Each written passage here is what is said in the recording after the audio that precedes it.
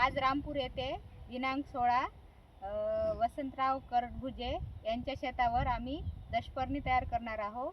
दशपर्णी करण्यासाठी साहित्य आहे एक 200 लिटरचा ड्राम आणि 10 किलो शेण आहे, 10 लिटर गोमित्र, 5 किलो लिंबाचा पाला आहे आणि हे पूर्ण 2-2 किलो हे आहे बेलाचा आहे, बेल रुईची 2 किलो, आंबे 2 किलो, आंब्याची पानं आणि करंजची पानं 2 किलो, सीताफळाचे 2 किलो, कण्हेरचे 2 किलो, एरंडीचे 2 किलो, असे हे पूर्ण 10 रंगाचे पाल आहे आणि गोमित्र आहे 10 लिटर.